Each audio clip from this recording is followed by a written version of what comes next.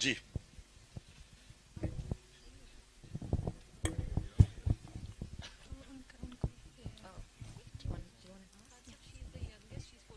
اچھا Assalamu alaikum. I'm Uswai Zainab, a student of 9th Cambridge O1 and a devoted follower and fan of yours.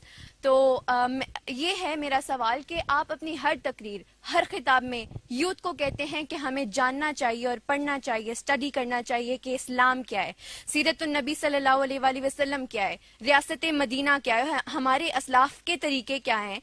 تو میرا یہ سوال ہے کہ یوتھ پر اس کا اثر ہوتا ہوا نظر نہیں آتا، کوئی اس کا اثر نہیں لیتا، اور آپ کو نہیں لگتا کہ کوئی ایسا میکینزم ہونا چاہیے جس سے نہ صرف یوتھ کو پتہ چلے کہ یہ ساری چیزیں ہیں کیا، بلکہ کوئی عمل ہوتا ہوا بھی نظر آئے؟ دیکھیں، دو چیزیں. پہلے تو یہ جو مدینہ کی ریاست کا ماڈل ہے، یہ آپ کو سمجھنا چاہیے فنومینا کیا ہے. انفارچونیٹلی کیونکہ یہ مسجد کے اندر باتیں ہوتی رہتی ہیں، لوگ اس کو دین کی طرف لے جاتے ہیں. یہ ایکچولی جو قرآن ہے وہ ایک وے آف لائف ہے، اور ساری چیزیں قرآن میں اللہ نے لکھا ہوا ہے آپ کی بہتری کے لیے. جو چیزیں قرآن میں ہیں وہ اگر انسان فالو کرتا ہے اس کی زندگی بہتر ہوتی ہے. تو دو ماڈلز ہیں، ایک ہے مدینہ کی ریاست اور دوسرا ہے نبی صلی اللہ علیہ وسلم کی زندگی. اب یہ دو کیوں قرآن کہتی ہے کہ ان کے ماڈل فالو کرو؟ قرآن کہتی ہے نبی کے ان کی زندگی سے سیکھو، ان کی زندگی سے، اور پھر ان کی سنت اس پہ چلو. وہ اس لیے کہ دنیا کی تاریخ میں یہ دونوں سب سے سکسیسفل ماڈلز ہیں. آج جو مدینہ کی ریاست تھی وہ بیسز بنی تھی دنیا کا سب سے عظیم جو مسلمانوں کا سویلائزیشن تھا، وہ بیس ہوا تھا مدینہ کی ریاست پہ، اور وہ ماڈرن پرنسپلز پہ بنی تھی. ویلفیئر اسٹیٹ، یہ پہلی دفعہ کانسیپٹ آیا تھا. رول آف لا، سارے قانون کے سامنے ایک برابر، کوئی ریشل ڈسکرمنیشن نہیں تھی. آخری خطبے میں نبی صلی اللہ علیہ وسلم نے کہا سارے انسان چاہے جو مرضی آپ کا رنگ ہو ایک ہیں. یعنی وہ ایک ماڈرن ریاست تھی. سب عورتوں کو رائٹس دیے گئے، غلاموں کو آزاد کیا گیا. یہ سب ماڈرن کانسیپٹس ہیں. ٹالرنس، ریلیجس ٹالرنس ہے. یہودی کیس ہی جاتا ہے خلیفہ وقت کے سامنے، انتھنکبل آج بھی. تو وہ سب ماڈرن کانسیپٹس ہیں، اور وہ بیسس بنا ایک ٹوٹے پھوٹے یعنی جن کی کوئی حیثیت ہی نہیں تھی عربوں کی، دو سپر پاورز کے سامنے وہ اٹھ کے دنیا کے لیڈرز بن گئے. اور یہ کتنی تیز بنے، یہ بھی آپ کو سمجھنا چاہیے کہ یہ ہیومن ہسٹری ہے، یہ میتھولوجی نہیں ہے. یہ 625 میں بدر کی جنگ ہوئی، 313 مسلمان. 636 میں 11 سال کے بعد رومنز کو انہوں نے بیزنٹائن ایمپائر کی شکست ہوئی یارموک کے اندر. 11 سالوں میں ان کے 1 لاکھ فوجی تھے جو لڑنے والے تھے، اور سب سے ماڈرن ان کے ویپنز تھے. اور دوسری چیز، نبی صلی اللہ علیہ وسلم کی زندگی دنیا کی تاریخ میں کسی انسان نے اچیو کیا ہی نہیں جو انہوں نے کیا ہے. کبھی ایسا انسان کی کوئی اچیومنٹ ہے ہی نہیں آج تک. تو ہم کتابیں پڑھتے ہیں، جو بھی کچھ کامیاب ہوتا ہے بزنس میں وہ کتاب لکھ جاتا ہے، وہ ہر کی بل گیٹس کی کتاب ہے سب کی، لیکن کسی انسان نے تو وہ کیا ہی نہیں جو انہوں نے کیا ہے. تو یہ تو 100 گریٹسٹ مین میں بھی نمبر 1 پہ ان کو رکھتے ہیں، کیونکہ کسی نے یہ اچیومنٹ نہیں کی. Therefore یہ کامن، میں لوگوں کو کہتا ہوں کہ ان کو اسٹڈی کرو، دونوں کو، مدینہ کی ریاست کو اسٹڈی کرو، ان کی زندگی کو، کیونکہ اگر آپ نے اوپر جانا ہے زندگی میں تو ان کی زندگی میں سب کچھ ہے. آپ ان کے کیریکٹر کیا، ان کی زندگی میں کیا سٹرگلز آئیں، کیا انہوں نے فیس کیا، تو یہ سب کچھ ہے. تو پہلے چیز تو میں یہ لوگوں کو یہ اس لیے کہتا ہوں، یہ اس سے بہتر آپ کے سامنے کوئی ماڈل نہیں ہے. آپ نے اپنی زندگی بہتر کرنی ہے. اس ملک نے اگر اوپر جانا ہے ہمیں ان پرنسپلز پہ جانا پڑے گا جو مدینہ کی ریاست ہے. اب آگے سیکنڈ چیز، آپ نے کہا جی کچھ فرق نہیں پڑا. آپ کو پتا ہے انہی کی زندگی سے سیکھتے ہوئے 10 سال کے بعد، ان کی تبلیغ کے بعد صرف 40 لوگ مسلمان تھے. پوائنٹ کیا ہے کہ یہ اور قرآن کے اندر بھی ایک جو سب سے بڑی صفت دی گئی ہے وہ پیشنس ان ایڈورسٹی، صبر کرنا. آپ کوشش کرتے رہتے ہیں. پلیز ایک چیز یاد رکھنا، یہ ہمیشہ ایک چیز یاد رکھنا، آپ نماز میں صرف ایک چیز مانگتے ہیں، اللہ مجھے ان کے راستے پہ لگا، راستے پہ لگا. پلیز یہ یاد رکھنا بار بار.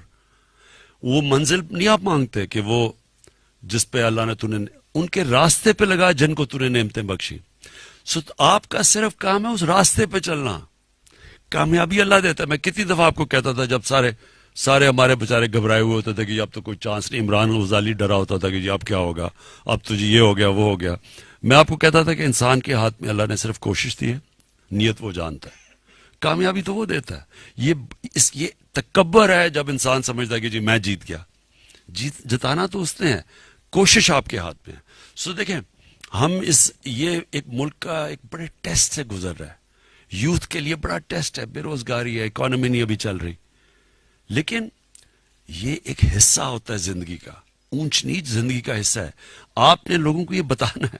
جب یہ لوگ جو انسان ہوتا ہے نا، ایک چیز یاد رکھیں، ہارتا کب ہے انسان؟ ہار کبھی انسان کو نہیں ہراتی.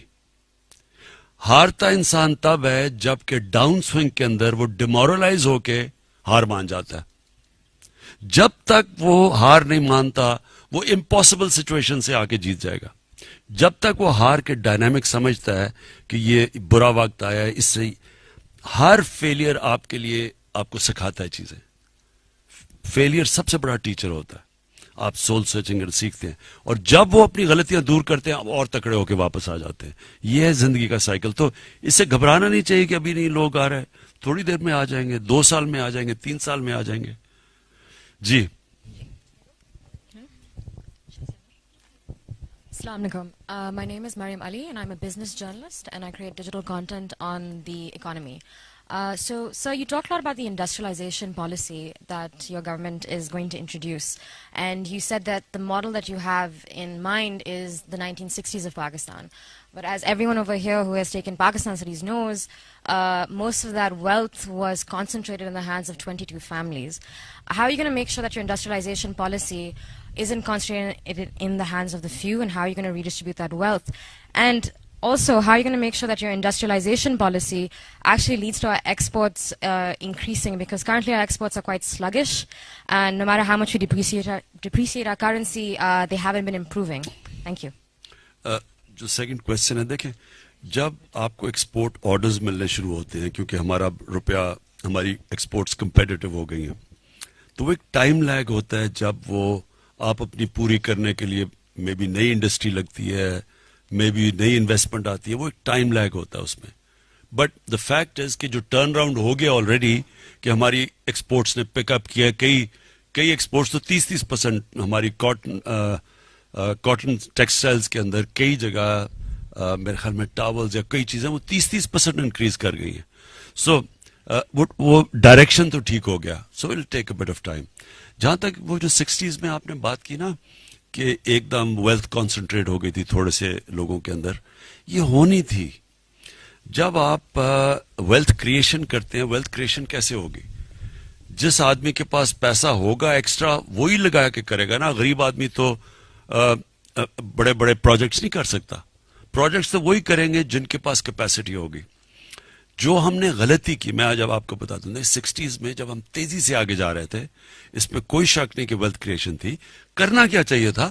ہم نے اس کو جس طرح چائنا میں ہوا ہے، چائنا میں ویلتھ کریشن ہوئی، انہوں نے جو پیسہ تھا، جو جیسے جیسے ویلتھ، انہوں نے پیسہ نیچے لوگوں کو غربت سے نکالنے کے لیے خرچ کر دیا. سو چائنا نے 70 کروڑ لوگوں کو 30 سال میں غربت سے نکالا ہے. یہ ہیومن ہسٹری کا میریکل ہے. 700 million people taken out of poverty. کیا ویلتھ کریٹ کی، اس کریشن سے انہوں نے نچلے طبقے کو اوپر اٹھا دیا. تو جب ہمارے پاس سرپلس ہوگا تو ہم نچلے پہ خرچ کریں گے نا. سو جو ہم نے غلطی کی اینڈ آف 60s، سوشلزم لے آئے، نیشنلائز کر دیا. اس سے کیا ہوا؟ انسینٹیو ہی لے گئے ہم سب. دیکھیں میں نے مثلا ہم نے شوکت خانم میں جب ہم نے اس کو کامیاب کرنا تھا 14 16 گھنٹے دن میں کام کیا. لیکن جو نیشنلائزڈ ہوتی ہے یہ کیوں فیل ہو جاتی ہے؟ کیونکہ وہاں وہ صبح آئے کام کیا چلے گئے, چاہے لاس ہو یا, کیونکہ ان کو تو سیلری مل رہی ہے. کبھی بھی یہ یاد رکھیں کہ گورنمنٹ کا کمپیٹ کرنا پرائیویٹ سیکٹر سے ہے ہی مشکل, اس لیے کہ جو درد لیتا ہے ایک آدمی, مجھے پتا ہے میری اگر فیکٹری بند ہو جائے گی میں محنت ہی کروں گا, میں تو پاگلوں کی طرح کام کروں گا. جب مجھے پتا ہے کہ لاسز ہوتی جائیں, پی آئی کی بھی لاسز ہوتی جائیں, وہ اسٹیل مل بھی بند ہو جائے, مجھے تو پیسے ملتے جا رہے ہیں, میں کیا. So it can not compete with the private sector. So جو غلطی ہم نے کی, بجائے اس کو وہ جو پروفٹس اکٹھے ہو گئے تھے تھوڑے, ان کو ہم ریڈسٹریبیوٹ کرواتے ہیں. ہم یہ جو کرونی کیپٹلزم کو اٹیک کرتے ہیں, ہم نے ان کو ساری انڈسٹری بند کر کے, یعنی اس کو ساری انڈسٹریل گروتھ ختم کر دی. سو ہم جو کریں گے, ہمارا تو پلان ہی ویلتھ کریشن کا یہ ہے کہ جیسے جیسے پیسہ اکانومی میں آئے گا اس کو ڈائیورٹ کریں گے نچلے طبقے کو اوپر لانے کے لیے.